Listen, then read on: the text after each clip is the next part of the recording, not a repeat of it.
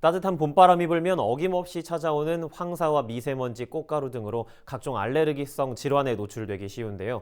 김경우 서울백병원 가정의학과 교수와 알레르기성 질환 예방법에 대해 오늘 이야기 나눠보도록 하겠습니다. 교수님 안녕하십니까? 네, 안녕하세요.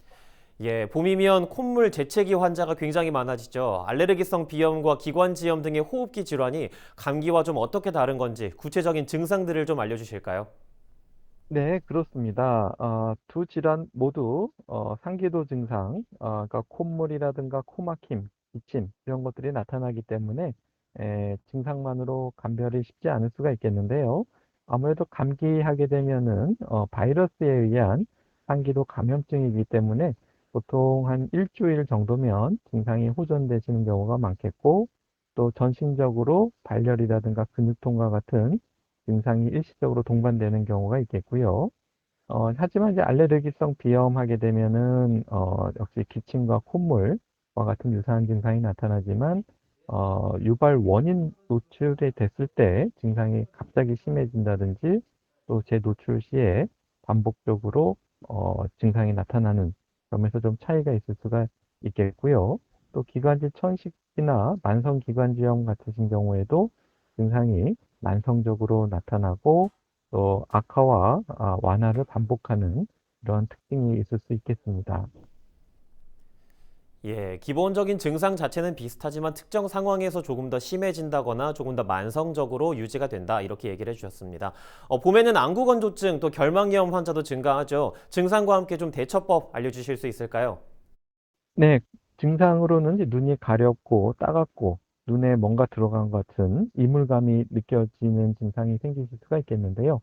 우리가 안구 건조증 하게 되면 우리가 눈물이 안구를 보호하는 기능이 떨어져 있는 상태라고 봐야 될 것 같고, 이렇게 안구를 보호하는 기능이 떨어지는 이후에는 눈물이 감소하게 되는 어떤 건조한 환경이라든지 눈물 때문에 염증이 생기든지, 아니면 장시간 눈 깜빡임을 감소하는 장시간 뭔가를 이렇게 오래 본다든지 할 때 안구 건조증이 좀 더 심해질 수가 있겠고요.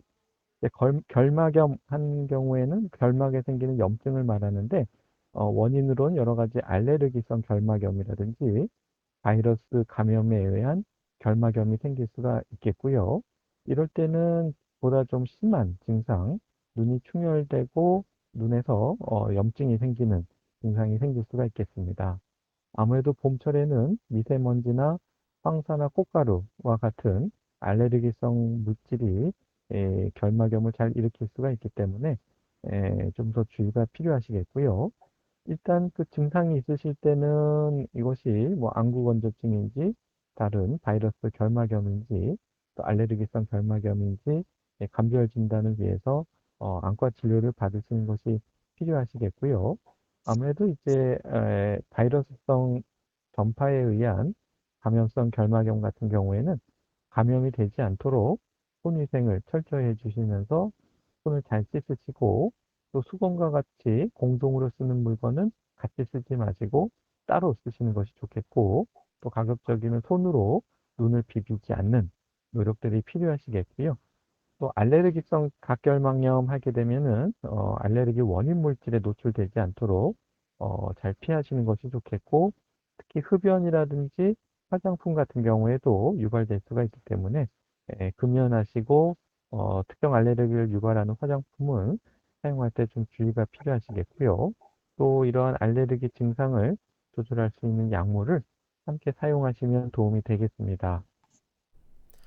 예, 그렇군요. 또 안구 질환뿐만 아니라 미세먼지와 뜨거워진 햇볕 노출로 인해서 알레르기성 피부염, 또 광과민성 피부염도 주의해야 한다고 들었는데요. 혹시 예방법 좀 알려주실 수 있을까요? 네, 알레르기성 어떤 접촉성 피부염은 어떠한 알레르기 물질이 피부에 닿아서 자극을 주거나 알레르기 반응이 일어나는 일종의 피부의 염증이라고 할 수 있겠는데요. 그러기 위해서는 우리가 원인 물질에 노출되지 않도록 하시는 것이 좋겠고, 또 피부에 각질층을 잘 유지할 수 있도록 피부 보호제나 보습제를 잘 발라주시고, 지나치게 긁거나 때를 심하게 민다던가 하면서 각질층이 손상되지 않도록 잘 보호해 주시는 노력들이 필요하겠고, 또 무엇보다도 이러한 자극 원인 물질의 접촉이 일어나지 않도록 피하시는 노력들이 좀 필요하시겠고요. 아무래도 이제 광과민성 피부염 같은 경우에도 우리가 자외선에 노출됐을 때 피부가 과민하게 알레르기성 반응이 생기는 걸 말하는데요. 그러기 위해서는 우리가 태양에 노출될 때 가급적이면은 노출되지 않도록 모자를 쓰시거나 피부 차단제를 사용하시거나 우산을 사용하신다든지 해서 태양 광선에 노출되지 않도록 하시는 것이 도움이 되시겠습니다. 네, 알겠습니다. 오늘 시간 내주셔서 고맙습니다, 교수님. 네, 감사합니다. 네, 지금까지 봄철 알레르기 질환과 관련해 김경우 서울백병원 가정의학과 교수와 함께 이야기 나눠봤습니다.